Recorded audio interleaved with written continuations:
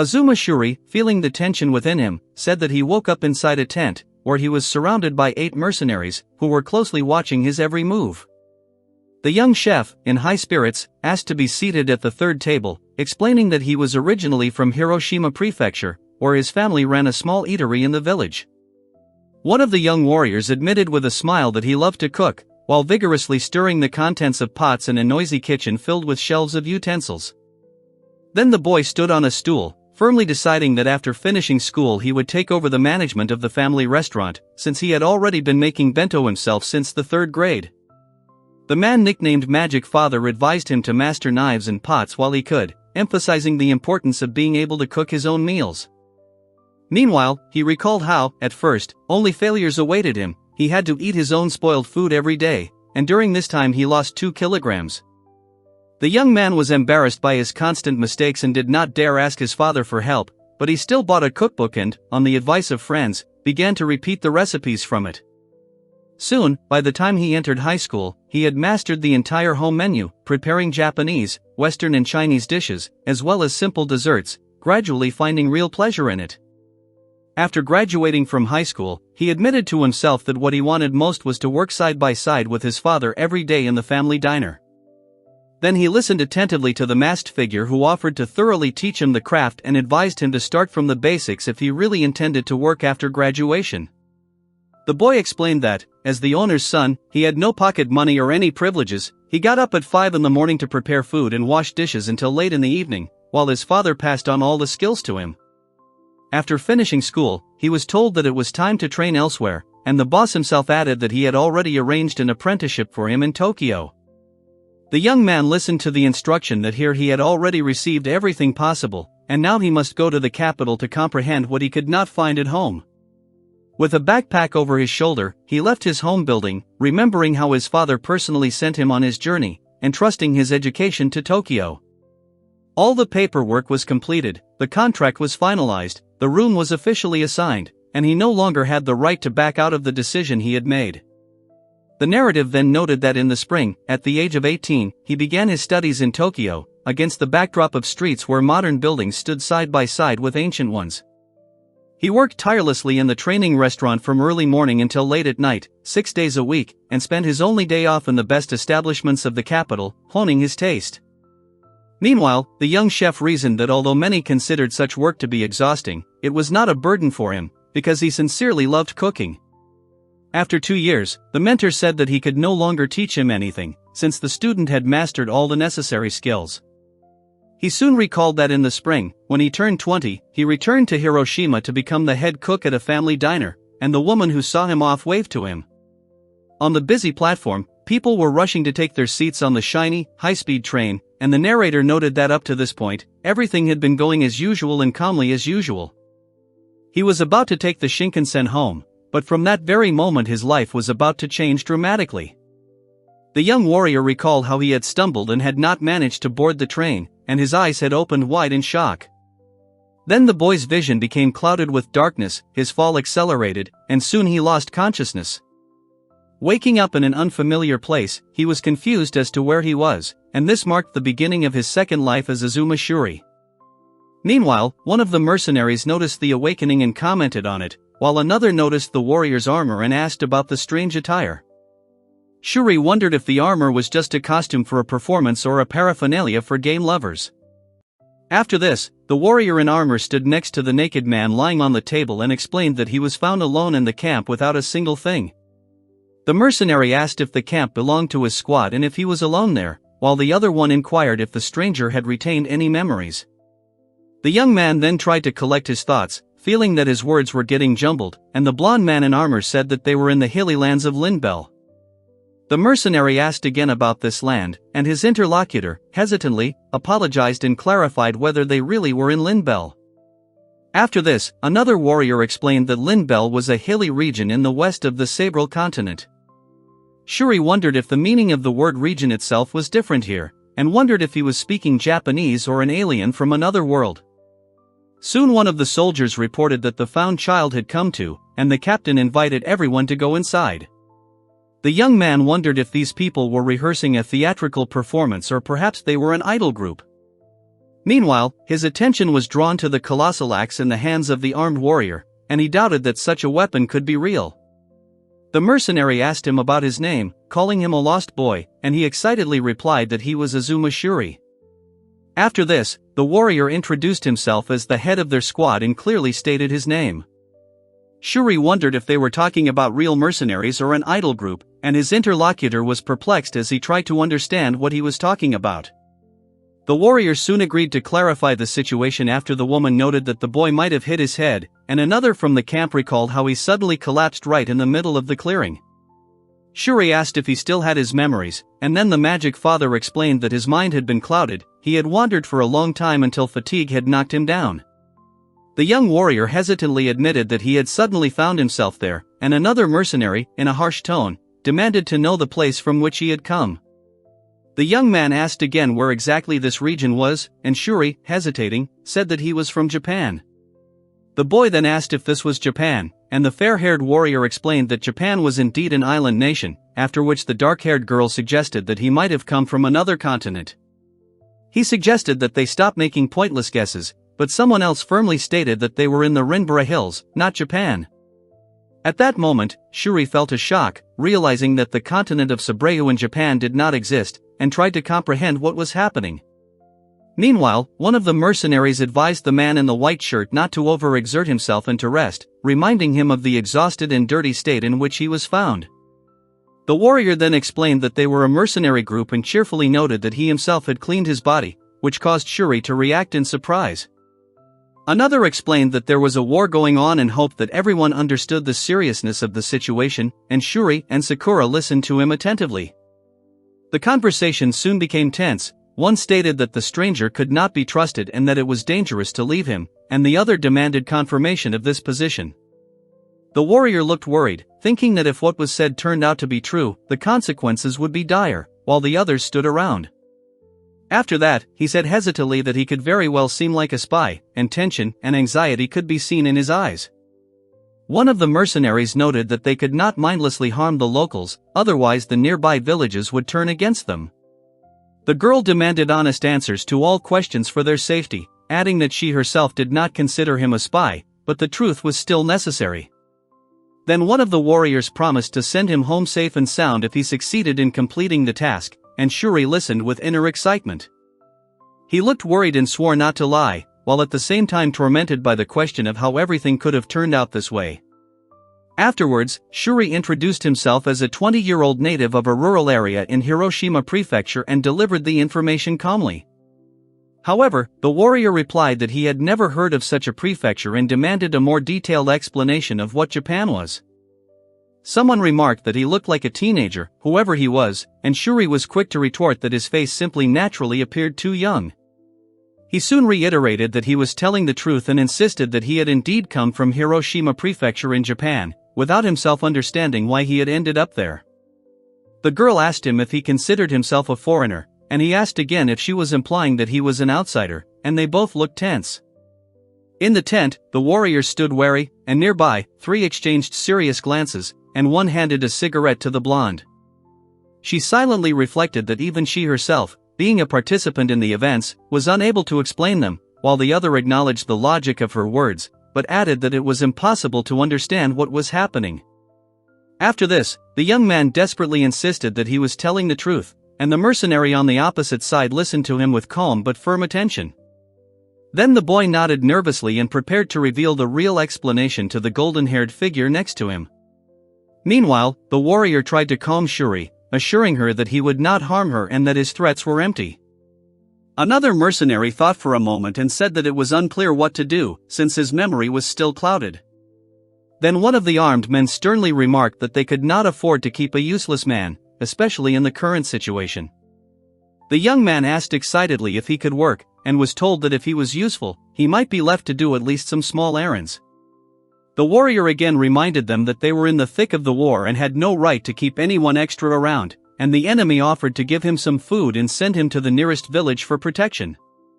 Shuri noticed the serious expression on the blonde man's face and asked if he really was in the middle of a war. He soon realized that in villages embroiled in military strife, no one would sacrifice people for protection, and leaving could result in no protection anywhere. Then one of the fighters suggested seeking support from certain allies, but Suri admitted that she knew almost nothing about herself, showing doubt and anxiety. After this, the young man begged to be left, saying that he had nowhere to go and was ready to take on any job, just so that he would not be kicked out. The mercenary was surprised by the calmness in his voice, but agreed to accept him on the condition of supervision, allowing himself a slightly nervous smile. Soon the group began to discuss what task could be assigned to the new one, and he noted to himself that he already understood what he was obliged to do in the current circumstances. He firmly declared that he would not abandon them, fearing that he would risk being caught in the thick of the fighting alone and dying, and the others listened in silence. Then he repeated again that he would not leave the detachment, because loneliness would make him an easy victim of war, and the warriors remained silent witnesses to his oath. After this, the young man explained that the leader had said that this place was not a battlefield, and he had emphasized this rule to someone invisible. He soon admitted that he had no choice but to find a role here and survive, realizing that leaving a strong team would be a fatal mistake for him. The girl hesitated, trying to collect her thoughts, and thought about how she usually acted in such situations, while the others waited for an answer. Then the guy sitting on the bed suddenly remembered something, and the armored figure declared that he only wanted to cook, which stunned everyone present. The embarrassed young man admitted that he wanted to start cooking, and the blonde man, surprised, asked him to repeat these words. After that, he timidly added that he knew how to cook, because he had been training for a long time, and the fair-haired warrior looked amazed, while the girl watched silently. Then the warrior raised his fist with enthusiasm, and Izuma Shuri was puzzled as to whether he had actually just made such a gesture. The group gathered together, each with a different expression on their face, and someone remarked that they all looked happy, while another asked what was causing this joy. The warrior then offered the new one to take the cook's place and stated that this would be his task. He hesitated, noting that the current chef might be dissatisfied, but the other insisted that it was easier to show than to explain, and invited him to follow. The young man looked around the noisy camp on the battlefield in amazement, noting what a real mercenary company looked like, while nearby several people played cards. Meanwhile, the two women stood by the horses and barrels, and the young warrior in armor wondered if he had ended up in another world. Soon the squad gathered together in the camp, and one of them thought that everyone's hair color was too bright, observing the lively atmosphere around the tents and wagons. The newcomer was surprised by the simple kitchen setup, and the blonde explained that their group still didn't have a permanent cook. The warrior admitted that they didn't have a cook because none of the specialists wanted to go to the battlefield, although he tried to hire someone. Then Shuri admitted that she had to rely on these people for now, and the mercenary advised her to work in the city, in a tavern or canteen, where it was safer. After this, the warrior added that they cooked in turns, but the food was barely edible, and the others listened to him without any enthusiasm.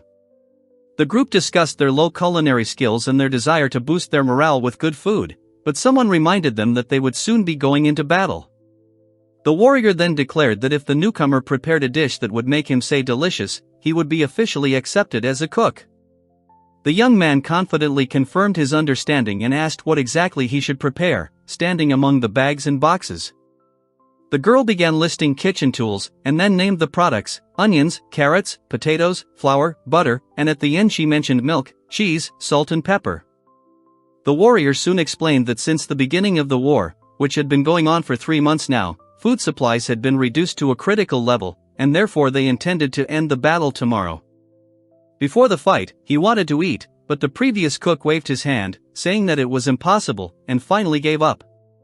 The young warrior was then asked to prepare the dish himself, using the ingredients he had on hand, and to prove his skills as a test. He thought about the serious responsibility that had been placed upon him and clearly felt the weight of the task ahead. Soon they looked into the empty food storage rooms and began to discuss what dish they should prepare, one even asking the other for advice. The young man confidently announced that he would make a creamy stew, and the warrior next to him repeated the name doubtfully and confusedly. Then Shuri asked him if he was familiar with creamy stew, addressing Gangrev directly. At the tents, the warrior pondered the unfamiliar dish, noting the strangeness of the situation and wondering that, despite everything, they could communicate freely. Meanwhile, the young man was thinking about how unusual it was that different races spoke the same language, and was looking at familiar foods, trying to figure out where he had ended up. The warrior gripped the hilt of his short sword tightly and noted that the result should only be assessed after the matter was completed. The young man noted that the tools looked unusual, but were quite useful, and with determination he began preparing the creamy stew. He explained that they didn't have consommé or soy sauce, so they would have to make a stew without the usual base. The instructions called for cutting the vegetables into centimeter-sized cubes, then adding butter and frying the onions, or, if you don't have consommé, using more onions to enhance the flavor. After this, the remaining vegetables had to be added in a certain sequence and also lightly fried. The young man explained that cooking time depends on the type and size of the vegetables, and the blond man asked if the order in which they were placed was really that important. The warrior explained that for a harmonious taste, it is natural to pay attention to the order in which ingredients are added. He then carefully poured milk into the fried ingredients and sprinkled flour on top to continue simmering the mixture.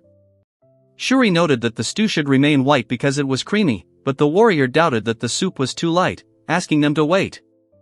The young man hesitated a little, but the girl calmly ordered him to season it with salt and pepper, and then put the sliced cheese into the pan. Soon a steaming pot of stew appeared on the table, along with an invitation to sample the dish, signifying the completion of the cooking. The warrior looked at the whiteness of the stew with disbelief, comparing it to his usual soups, but the young man insisted that this was exactly how a creamy stew should look, gently offering to try it. The warrior doubtfully said that he did not understand the essence of this creamy dish, and Shuri ordered him to stop complaining, holding a bowl and spoon in her hands. Then the boy nudged him to try the food, and after some hesitation he finally took a spoonful, his eyes wide in surprise as the boy watched in excitement. Shuri watched in amazement as Gangrev ate greedily straight from the spoon, while the warrior and Sakura stood behind him, watching the proceedings with curiosity. Meanwhile, he was eating the stew greedily, while in the background, 3 girls were watching with surprise and interest. The young man enjoyed the hot dish, his face flushed slightly and his eyes closed in pleasure as steam rose from the bowl. Off to the side, a group of people, a man with glasses and a woman with long hair, watched the scene out of frame with expressions of shock and alarm. When the bowl was empty, the warrior awkwardly turned to the armored figure, who enthusiastically asked for more. Someone has noted that the whiteness of this soup or stew is questionable, as its appearance is too unusual.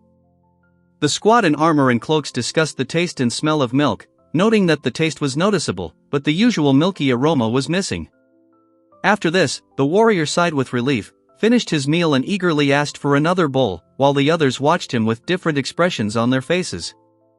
He pondered the meaning of the test and quickly apologized for his awkwardness, while Shuri listened attentively. The warrior then happily congratulated him on his successful result and encouraged him to prepare another outstanding dish. He admitted with relief that he had finally received a decent meal, and the boy responded quietly, also feeling calm. The warrior then happily noted that, although the lack of meat was a bit disappointing, the tasty vegetables in the stew more than made up for it. He asked about nutrients, and Shuri explained that vegetables were necessary for balance, not just meat. The young man was surprised that no one really knew this, and then added that it would not be surprising if such information was new here. The warrior listened attentively as the boy explained that nutrients were essential for the body's health and could be compared to fuel. Then the warrior suddenly asked if the girl was a doctor, and she remained embarrassed and silent while the dark-haired woman stood nearby and watched. The young man replied that he was not a doctor and did not know how to treat illnesses, but he always looked after his health through properly prepared food. The warrior soon wondered if he belonged to any nation as a food doctor, but Shuri objected, deciding that he was not associated with any country. The warrior enthusiastically approached Shuri with a request to stay and work here, and she listened to him with a slightly anxious expression. He then announced the acceptance of Shuri as their cook and urged everyone to eat their fill to restore their strength, while attentive listeners gathered around the camp. The warrior shook his hand warmly, expressing hope for cooperation, and Shuri awkwardly agreed and asked him to take care of him. At this time, the soldiers in armor shouted a call to attack, raising their swords and shields, and declared their right to the land. The knights in armor rushed to the walls of the fortress, and their leader on horseback called upon them not to waver and ordered that the evil invaders be brought to a bloody end. Meanwhile, the continent of Sabrea was engulfed in chaos, armies fought everywhere, and every state burned in the fire of endless wars. The narrator noted that various rulers, striving to become the supreme master of the continent, tried to prove their right to be called the true ruler in this troubled era. The battlefield was filled with the ringing of swords and the striking of spears, the air was cut by arrows and stones, and nearby magic and sorcery sowed bloody carnage.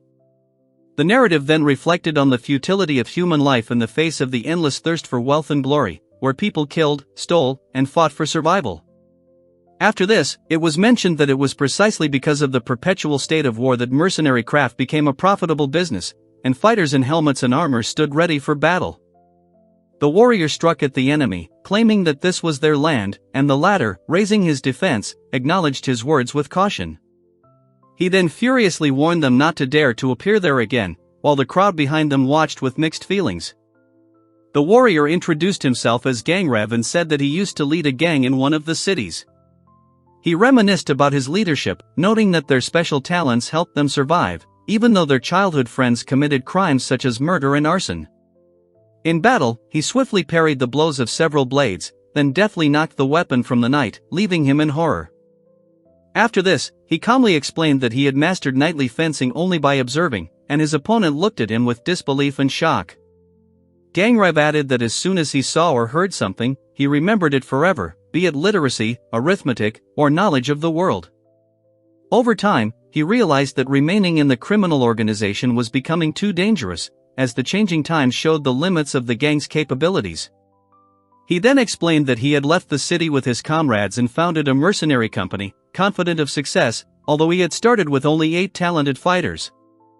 At first, their group acted in a coordinated manner, but as their numbers grew to almost 100 people, the first difficulties began to appear. The narrator noted that the first difficulties began with the payment of wages, then expenses for weapons and equipment were added, as well as expenses for feed for horses and replenishment of food supplies. He explained that mercenary troops, by their very nature, require constant money, because nothing comes for free, everything has a price, while the young fighter ate silently at the table.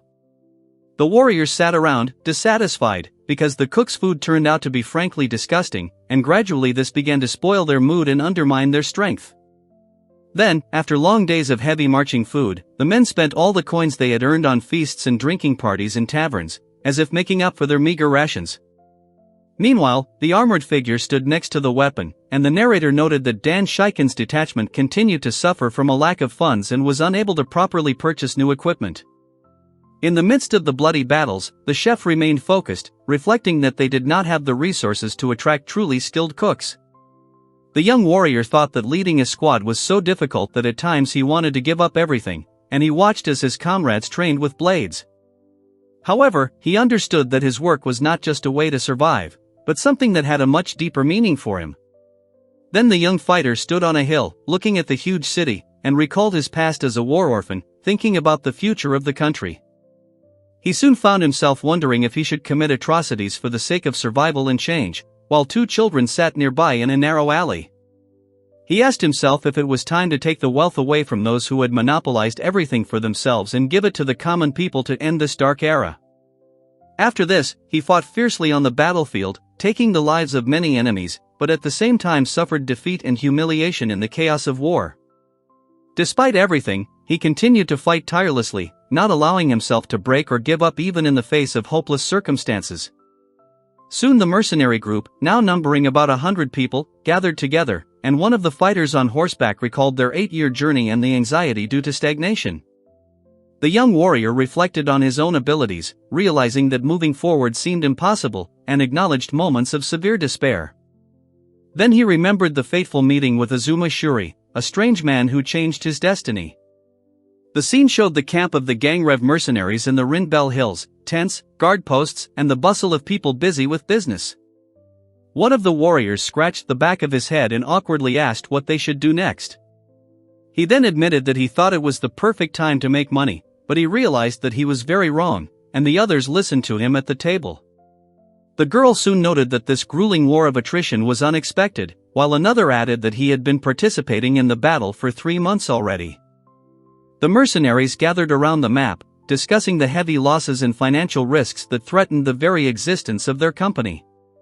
The conversation turned to tactics. It became clear that the enemy intended to fully mobilize its forces as early as the following morning, depriving them of the opportunity for a direct attack on the open hills of Hiratsuka.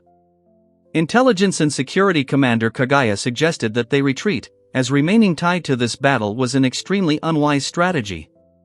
During the discussion, it was emphasized that continuing actions without clear tactics will only lead to further senseless casualties. The young warrior agreed with the voiced doubts and suggested moving to another section of the front, rather than forcing the exhausted soldiers to rush into battle again. The scene then shifted to Ultros, commander of the 2nd Infantry Battalion and the Punishment Company, whose silhouette with his horned helmet and heavy armor was shown in close-up. The young mercenary approached him and asked if he had any comments, but Ultros remained silent, hiding his emotions behind his helmet. The warrior explained to the others that Ultros was not used to words, preferring to express his intentions through actions, and his interlocutors understood what he was talking about. Then the armored figure made it clear that retreat would be a desecration of the memory of his fallen comrades, and the warrior standing nearby acknowledged his determination to bear the burden for the sake of their sacrifice. The young warrior noted Ultros' internal struggle, while the captain of the mage company, Oreos, warned that the squad simply could not withstand the current pace. The armored man countered that retreat was a betrayal of the fallen, and the woman replied that it was precisely his love for them that made him think so. The young fighter explained that their group could act autonomously as a free fighting unit, but the woman added that pride did not equal recklessness. He admitted that Aureus was right, and Sakura added that even their employer would not interfere with them if they decided to retreat.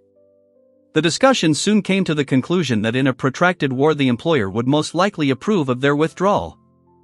However, the warrior insisted that they must see the matter through to the end, and firmly rejected the idea of running away, while everyone listened attentively to him at the table. He mused that their unit valued strength above all else, and if they didn't show their strength here, they risked losing allies and becoming the object of ridicule. The armored man warned that the bad publicity surrounding them would seriously undermine their activities, while the young mercenary stood silently among the assembled group. The woman confirmed that he was the leader and there were no objections, and the armored figure nodded, and the dark-haired girl also expressed agreement. After this, they returned to the map and began to discuss the details of the plan, deciding to think everything through completely after the meal. The girl apologetically admitted that there were no competent cooks in her squad, and the bowl in front of them looked completely unappetizing. The warrior reassured the girl, saying that he did not mean to reproach her, but acknowledged that the lack of a cook was indeed a serious problem. He lamented that there was no one in their ranks who could cook well, while Shuri ate silently and the magic father listened with a thoughtful look. The soldiers discussed how entertainment in war was limited to gambling and meals, and that good food could boost morale and strengthen their strength. The warrior blamed himself for the fact that they still didn't have a cook, believing that even if he tried to hire someone, no one would agree to come, when suddenly he was sharply called out. The archer commander, Teg, asked excitedly if Gangrev was here, his gaze clearly expressing alarm and wariness. The young warrior began to stutter in response, and the blonde man sharply demanded to know why he had missed the meeting and what he had been doing. At that moment, Sakura insisted that they needed to go with her immediately, and the warrior added with enthusiasm that he wanted to show them something important. The group arrived at the camp, where one of the fighters asked if they were talking about a lost child, causing general surprise. The warrior asked again if this was really why he had been called, and the other admitted hesitantly that it was difficult to explain, mentioning only the lost boy. Then the warrior irritably noted that everyone had ignored the meeting, but had come for the foundling, crossing their arms in annoyance. Infantry Commander Kuga, despite being in the heart of the war, showed interest in the story of the lost child. Lil, the magical engineer and equipment manager, also expressed curiosity, clearly wanting to understand the situation. Asagi, a special forces captain and chief weapons evaluator, emphasized that she was particularly interested in who had managed to get here and promised not to miss the chance to learn more. The warrior smirked and called them all problem children, and the girl with the bow replied that they were indeed talented, but had difficulty getting along with each other. Then the young fighter in light armor decided to look at the so-called lost child with indifferent curiosity. At this time, a guy was lying unconscious in the tent, and the blonde thoughtfully admitted that this case was difficult to evaluate. The group approached the tent with interest, and the warrior wondered if the man inside was really that strange, while the girl next to him smiled confidently. The young fighter began hesitantly to lay out an incredible version, and Sakura, with interest and concern, asked where exactly this man had come from. The man then explained that his subordinate was claiming that the enemy had appeared right in front of them, which caused surprise and bewilderment in the ranks. The young man suggested that this might be connected with the rumored magic of the sage Aurelius, but the woman firmly objected, explaining that ancient spells had long been considered inaccessible. The young warrior wondered out loud about the true nature of what was happening, since the brilliant magician Oreos categorically denied the possibility of ancient spells, and he was perplexed as to what it could be. The girl watched the sleeping young man and noted that he resembled people from her native lands, recognizing the unusualness of the situation.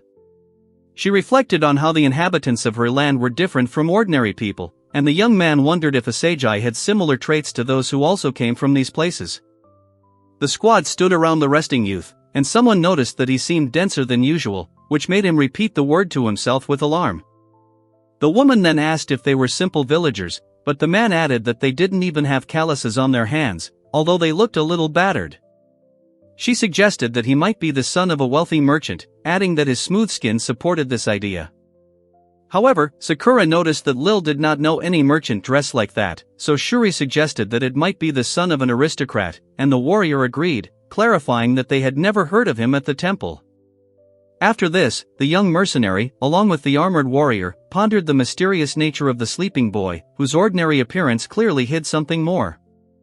The girl lay down next to him and thought that the white shirt and dark blue pants seemed ordinary at first glance, but underneath there was something else hidden. The warrior then remarked that the clothing itself looked like something beyond modern methods and imagination, and Shuri praised the amazing craftsmanship of its creation. She examined the shirt carefully, noting the impeccable stitching of the fabric and the perfect structure, and then realized that because of her small head, the collar would not fit properly. The warrior also examined the material and was amazed at its slight shine and incredible strength, which he had never encountered before. The girl thought that if such fabric were mass-produced, it would bring great wealth, and then she turned her gaze to the pants, deciding that they were the most valuable of all. The reclining character noted the richness of the blue color, the precision of the pattern, and the perfect placement of the pockets, which combined practicality and decoration. Then the warrior said with admiration that this outfit seemed to embody advanced knowledge in one object and was a true crystallization of wisdom. After this, he wondered if their world was truly different, and the enemy noted that the atmosphere really did resemble another reality, although it remained a mystery. The young mercenary admitted that he himself had gotten into an unpleasant situation, and the girl next to him was quietly thinking about him. The lying man thought that the only consolation was that this stranger looked like a simpleton, and not a spy or an intelligence agent. The warrior asked about Ultros, and the magic father explained that he had arrived exhausted and dirty, but had later been cleaned up and put back in order, while Sakura and Shuri listened attentively. The warrior soon noted that he did not sense any hostility in him, so he decided not to take his life, suddenly feeling calm. The young warrior became interested in the stranger's clothing, and the girl, crossing her arms over her chest, expressed her own opinion on the matter. He admitted that even he himself couldn't figure it out, while Shuri pondered the unknown sewing techniques and the composition of the fabric, wondering whether it was made from living organisms or plants. The girl wondered if this man was the one spoken of in the ancient legends, but he looked ahead, lost in his own thoughts about such a possibility. She feared that if she let him go, the temple might take him under its protection, but at the same time might silence them, and therefore she felt that it would be wrong to act hastily. The warrior asked if it was related to the temple, but she brushed it off, calling it a trifle, and he decided to clarify the truth with her later. The young warrior woke up inside the tent, and the armored figure ordered the others to wait outside and decided to speak to him directly. He asked in surprise if they really came from an island nation, and Sakura, holding a spear, asked if they had crossed the outer ocean. She expressed doubt that it was possible to cross the ocean. The warrior asked about the existence of another continent, and Shuri admitted that he had heard such rumors, but never confirmed them. The young man thought about the stormy ocean beyond the continent and began to ponder the meaning of the outer sea. The narrator explained that the vast continent was surrounded by dangerous waters filled with ferocious creatures and violent storms, making it nearly impossible to escape. It then became known that the stranger claimed to be a man from another world, which would mean that people originated outside of their own reality. The young warrior thought that the more he thought about it, the more the story stuck, raising doubts about its veracity. The story first referred to him by name, Azuma Shuri, briefly identifying him and showing the concern on his face. He said he claimed to be from Hiroshima, Japan, adding that he was 20 years old, although this seemed unlikely. Sakura was surprised at how he managed to keep his skin so youthful, and admitted that she was amazed that he was older than they were. The warrior pondered what they should do next and said that sending someone back to an unknown homeland was impossible, while Shuri listened attentively. The young fighter noted that they couldn't afford the extra weight, and the armored figure suggested the simplest solution: simply throw him out the door. After the conversation, the young man thought that his new acquaintance seemed straightforward or too simple and did not at all look like a villain. He decided that leaving the man to die on the streets would be wrong, and so he suggested leaving him, giving him small errands as a last resort. Then Shuri begged to be allowed to stay, promising to take on any job, and the two armored warriors listened attentively, and one of them clenched his fist. The squad calmly discussed which unit Shuri could be assigned to, and he listened attentively, noting their surprise at his composure. However, the warrior hesitated when Shuri firmly stated that Lil's unit could not accept anyone who did not have magical engineering skills. The girl was worried that she wouldn't be able to accept him, because her squad consisted only of women, and a man without magical skills would only complicate the work. It was then noted that neither side was prepared to take on a person without knowledge of engineering or magic, and the two girls nearby listened silently.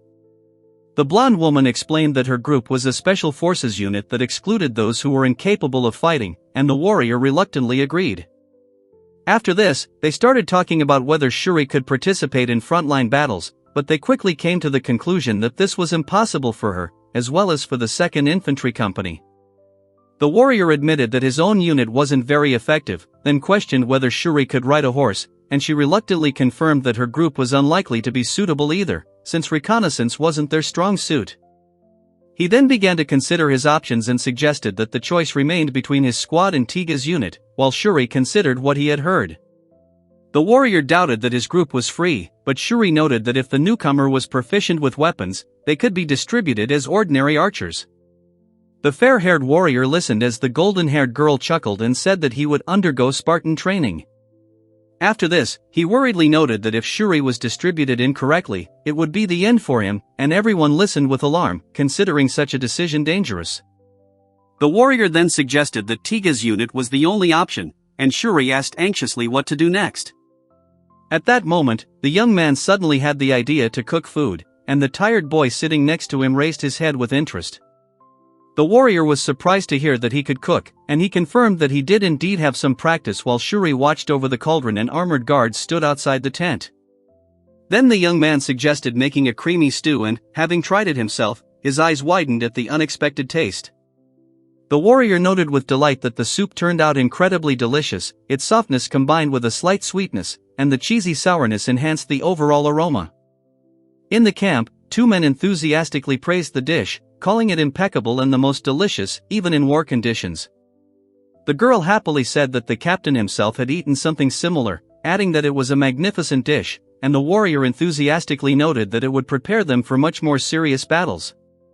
The golden-haired girl admitted that she needed to brush up on her culinary skills for the next holiday, and the dark-haired girl agreed, deciding to learn as well.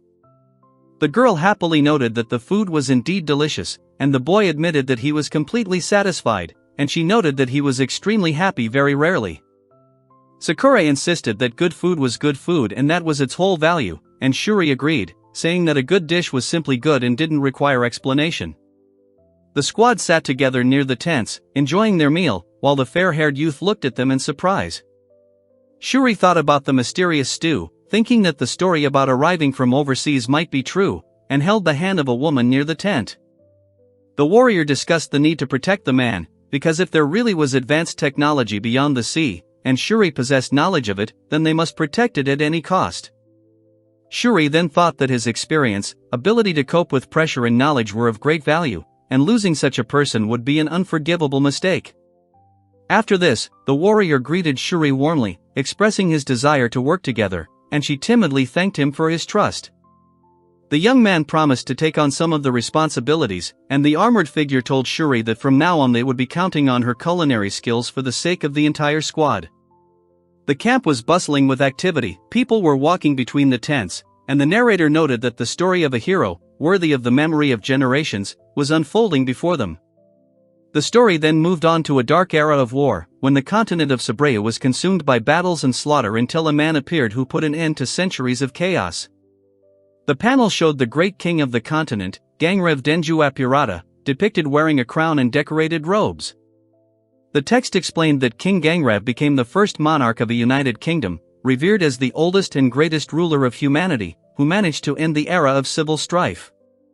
One of his vassals asked him how he had managed to end the wars of that time while the ruler sat on the throne and listened. The man asked whether the victory was based on military tactics, fighting skill, charisma, or diplomatic talent, while the crowd considered their own to be important. The king calmly replied that the chaos of the war had ended thanks to the hearty stew that fed the people. A character with long golden hair mused that faith in military might, charisma, and diplomatic influence could create a great country. He explained that even with such qualities, people would not always follow the ruler, and asked what was really necessary. The narrative noted that delicious food, filling the stomach 3 times a day, strengthens the spirit, gives birth to good intentions, and it was this that ended the chaos of war. The magic father sat on a chair in his semi-dark room and seriously recalled the lesson he had learned with all his heart. The party stood together, looking out to the horizon, as the storyteller introduced the great king of Gangrev, Denju Apurata, and the legend of the 9 heroes, passed down through generations. The young mercenary charged furiously at the armored warrior in the hills of Rinbel, slashing at him with determination and strength. The soldiers realized that the main enemy forces had broken through their defenses, and one of the warriors declared that the situation was critical, ordering a retreat while they held their positions with their last strength. A young mercenary, clad in armor and sitting on horseback, gave the order to begin the cleanup, and the fighters rushed forward. Returning to camp, he joyfully announced their great victory, and the warriors were greeted with joyful cries and relieved faces under fluttering banners. They acknowledged that it was Shuri's food that boosted their morale, thanking him and noting how much the dish had impacted their mood. 3 warriors, covered in mud and blood, stood shoulder to shoulder, radiating confidence, while a young man below whispered in horror about the carnage he had witnessed. Then Shuri introduced himself in a calm and confident voice, stating his name, Azuma Shuri, against the backdrop of quietly rustling trees. The young warrior told how he suddenly found himself in another world and began cooking for Gangrev's mercenaries. After the battle ended, the hero decided to stop by the nearest town to rest and do some cooking.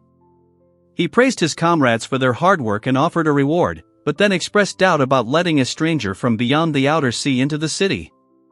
The young man hesitated and said that he had not come from outside the ocean at all, but the other warned that denying the obvious would cause mistrust and problems.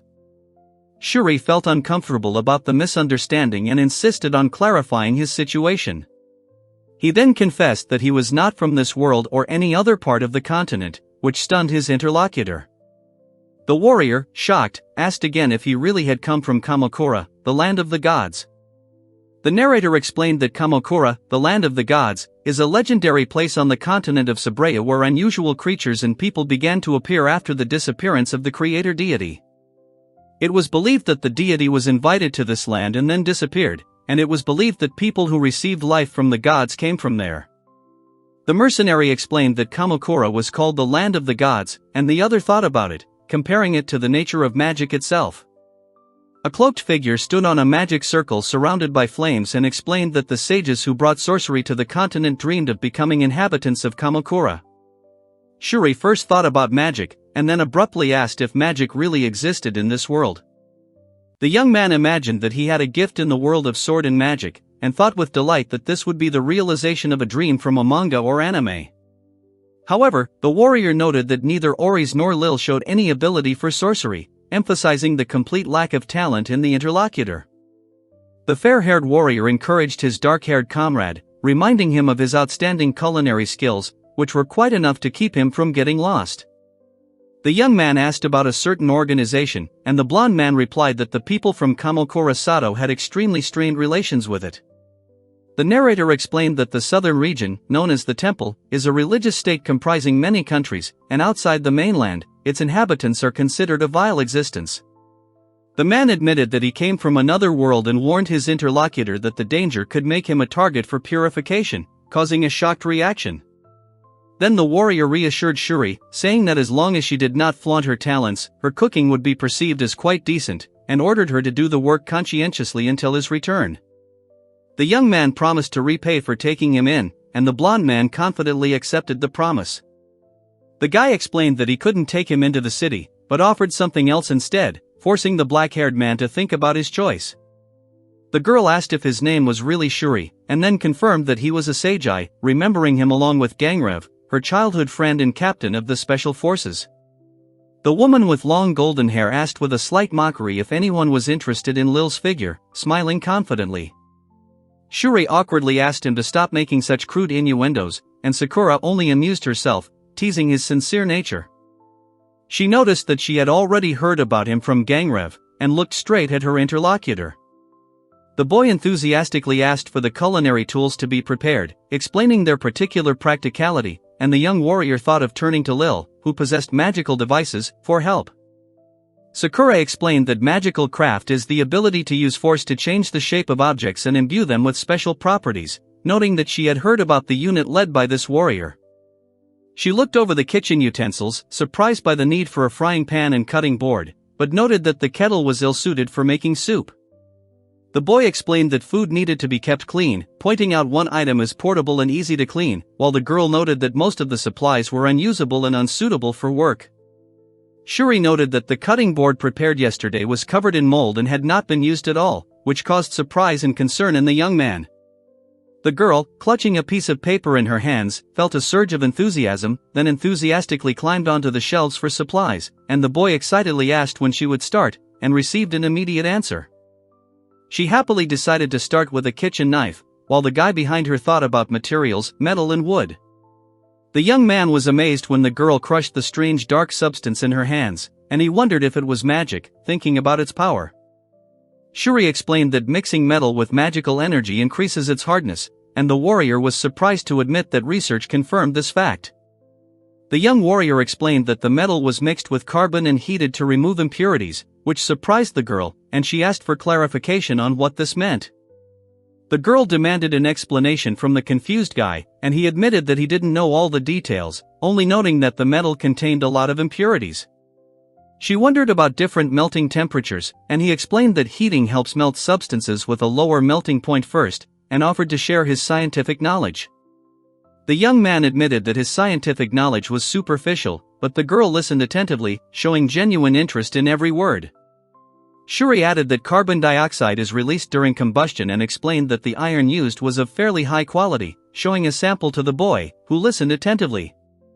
The girl carefully examined the piece of iron and noticed that magical crafts on the continent were not yet sufficiently developed, so the metal often contained impurities.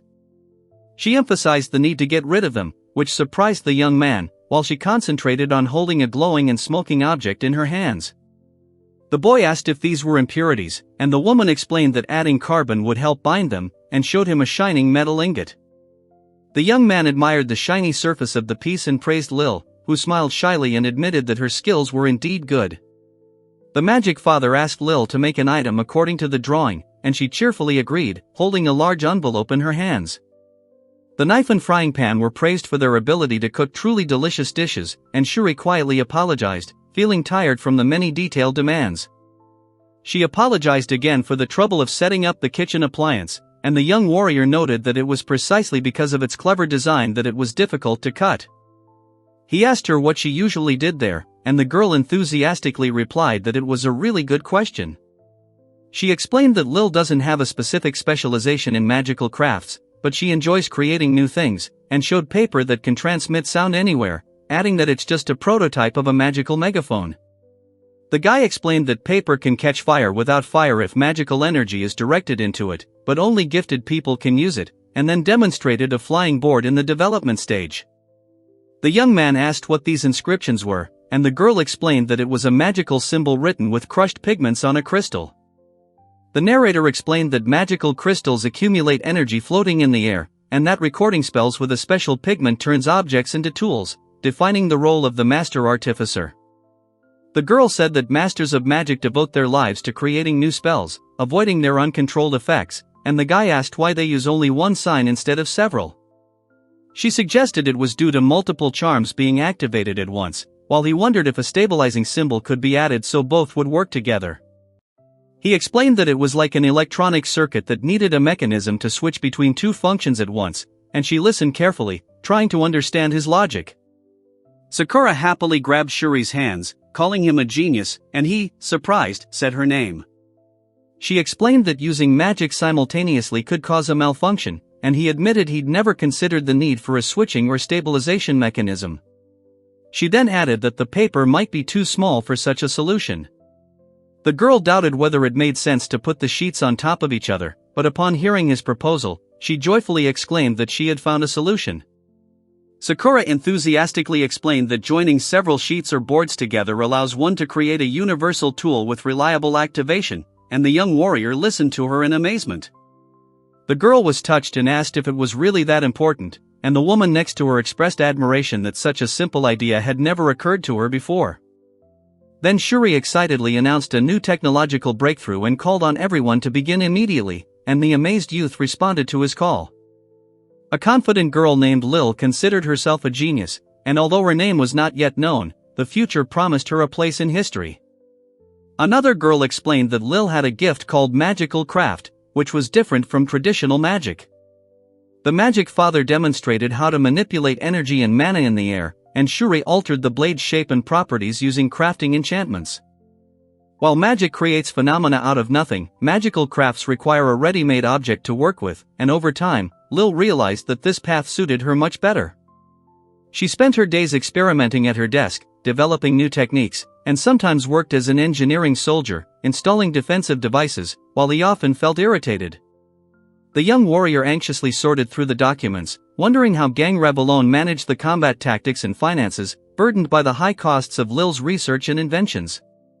Lil felt guilty because her inventions weren't yet of practical use, but she continued to give it her all, despite the growing disappointment of her failures.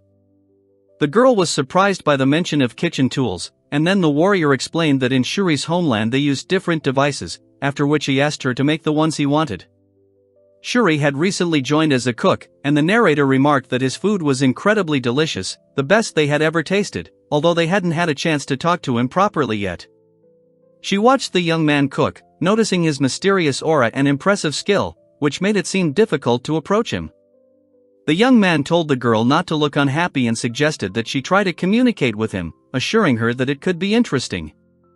At that moment she did not understand what he was talking about, but soon she was to realize the meaning of his words.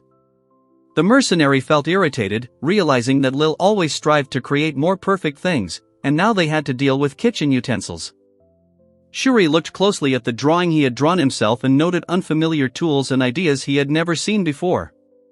Shuri was completely focused on perfecting the kitchen tools, impressing those around him, and she confidently recalled Gangrev's words about her skill and passion. He explained that in his homeland, carbon was added to the metal and then heated to remove the impurities, and the two listened attentively to the explanation. Shuri demanded to know the secret of the special forging technique, but remembered how the blacksmith's guild had forbidden one of the masters from researching this secret. The boy asked what metal was made of, and the man explained that his knowledge was very different from Shuri's and full of gaps. She asked about elementary particles, and he confirmed it, explaining that substances are made up of tiny atoms that form molecules using bonding units. Lil peppered him with questions about air, water, iron, nutrients, earth, and sky, and Shuri patiently answered each one.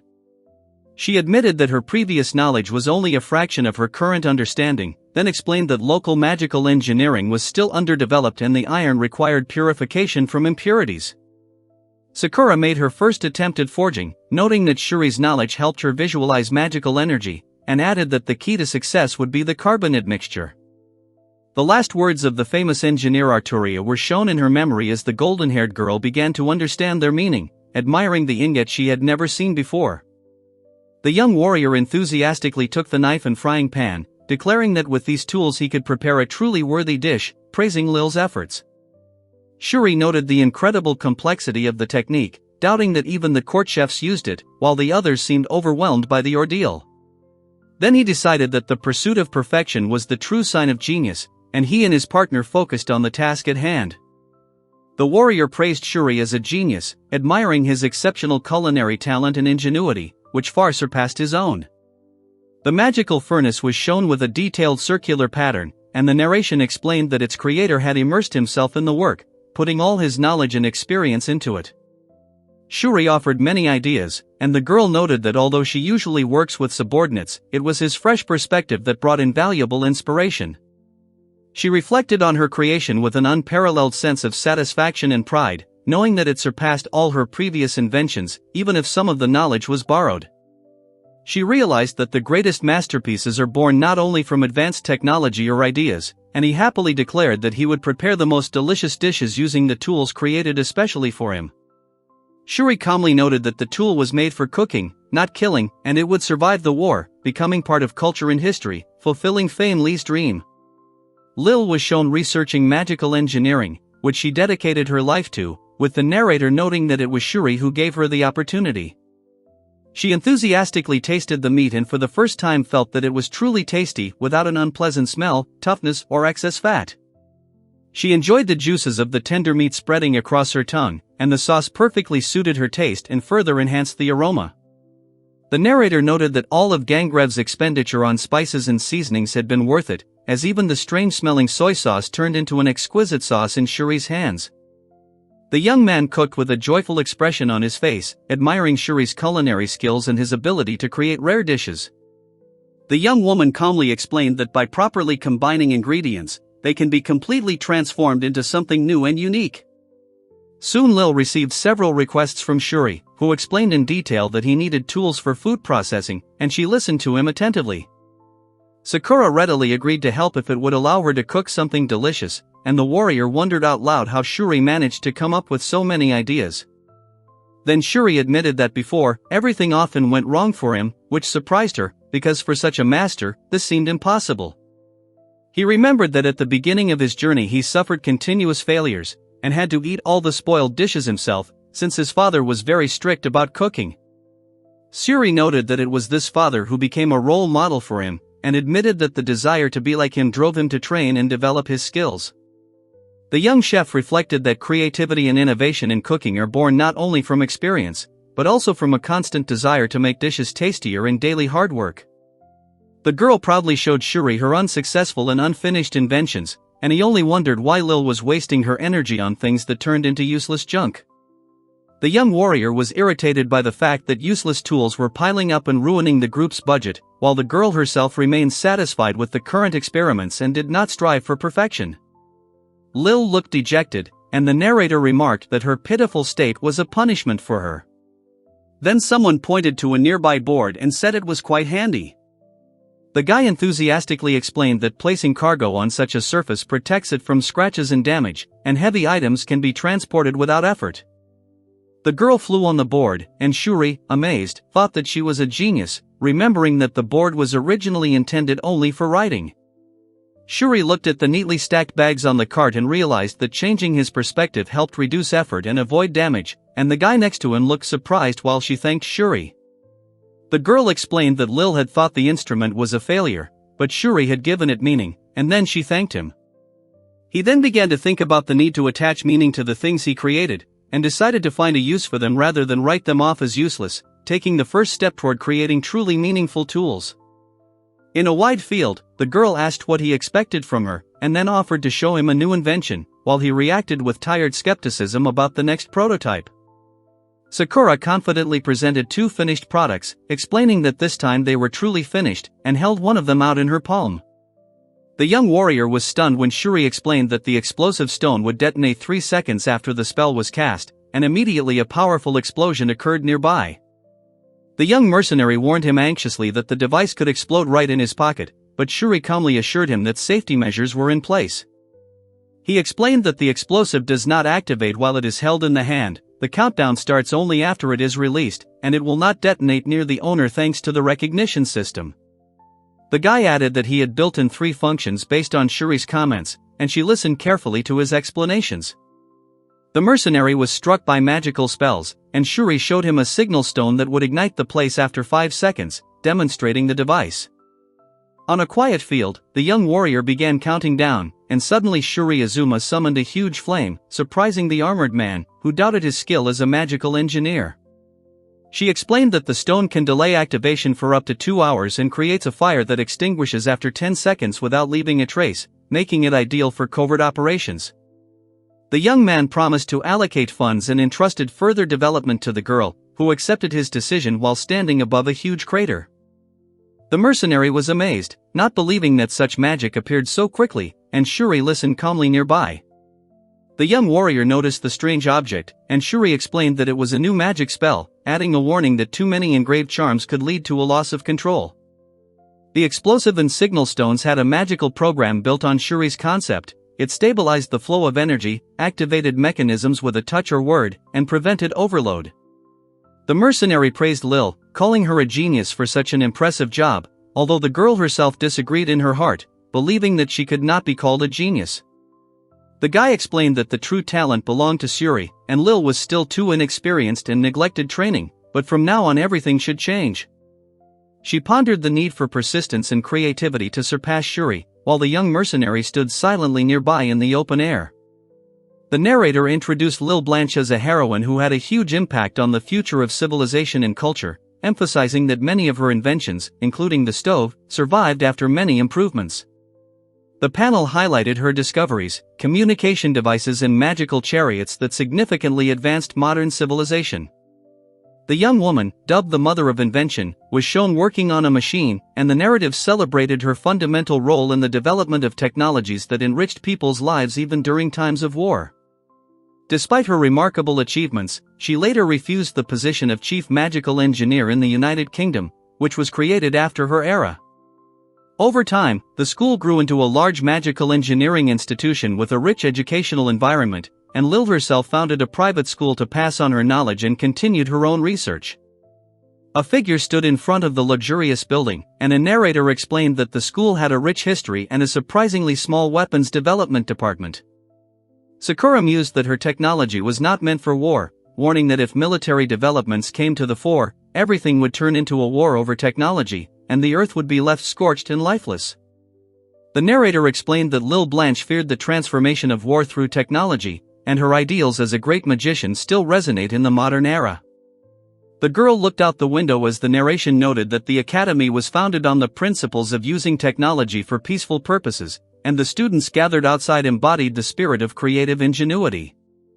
She was happily preparing to eat a hamburger, warming the atmosphere around her, with whole stacks of cooked burgers lying nearby, although the true nature of her love for them remained in question. A young man named Azuma Shuri is shown cooking with a focused yet happy expression, and is said to have a very thin line between being a fool and being a genius. The young man remembered his close friend Yamagishi, with whom he had a strong relationship. They both walked together with backpacks on their shoulders and smiled. Yamagishi and Shuri, who had been friends since 3rd grade, maintained a close relationship throughout their school years, even though Yamagishi found his lunches so disgusting that the sight of them made him sick. The panel showed a lunchbox filled with black, sticky, burnt food, described as a real disaster. The narrative noted that week after week, Shuri gradually lost weight, depicted with a worried expression while eating. Surprised, Yamagishi couldn't resist asking if the boy's mother cook was a bad cook or if there was something wrong with him, unable to remain on the sidelines any longer.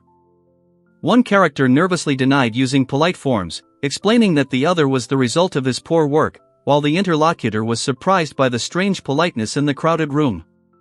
Shuri was at a loss for words, and the girl asked if he had read a cookbook or something similar, expressing bewilderment and slight concern. The mention of the cookbook roused Shuri's resolve, and the cheerful boy thanked him enthusiastically. The next day, Shuri happily promised to share the delicious bento if it turned out well, and the boy animatedly expressed his joy at such a dramatic change. After 2 months, his lunchboxes had changed so much that they were unrecognizable, astonishing the girl who was watching. While spending time together, Shuri noticed that he was quite ordinary besides cooking, and gradually they became closer, and Yamagishi began to show interest in her. The boy studied quietly at his desk while other children ran and played outside, and the narrator described him as average in sports and studies. During a school field trip, the adults anxiously discussed Shuri's disappearance, emphasizing that he had been missing since early morning and giving the situation seriousness. The cook mentioned that he had spent time in the kitchen that morning with a child, and someone asked if this child was the same student. After Yamagishi saw the teacher scold the boy harshly, he realized that he was not special at all, but quite ordinary. The scene showed 2 children at an amusement park, one of them asking what kind of place it was and what they did there, while the other explained that it was a place to play, pointing to a roller coaster and a Ferris wheel in the background. The narrator noted that after entering a nearby high school, Shuri's behavior, which had already improved in middle school, seemed quite normal, and Yamagishi's feelings were finally reciprocated. During class, the teacher announced that they would be running a yakisoba noodle shop at the cultural festival, which immediately caught the attention of Shuri, who was sitting among her classmates. One student excitedly declared that he would make yakitsubu with 5 flavors, recalling how during their first festival, his classmates showed little interest and he had to gather all the ingredients himself. Shuri confidently explained to the group that to sell successfully, the dish had to be unique and available only here, without any compromises in the approach to preparation. After instructing the others to fry the noodles until crispy, Shuri began the process, instructing them to quickly boil them and drizzle them with oil. Among the ingredients she prepared, in addition to Chinese noodles, were butter, pork, shrimp, pak choi, various mushrooms, carrots, green onions, and several sauces, soy, oyster, and sake. First, the hands carefully cut the vegetables and meat into small pieces, then the moisture was removed from the shrimp and the veins were carefully removed. The instructions said to coat the shrimp in potato starch, then fry the meat and vegetables, then return them to the pan, frying the pork and vegetables separately and setting them aside. Cooking continued. Chinese broth, sugar, soy sauce, sake, and oyster sauce were added to the mixture, simmered for 2 minutes, then thickened with starch and finished with aromatic sesame oil.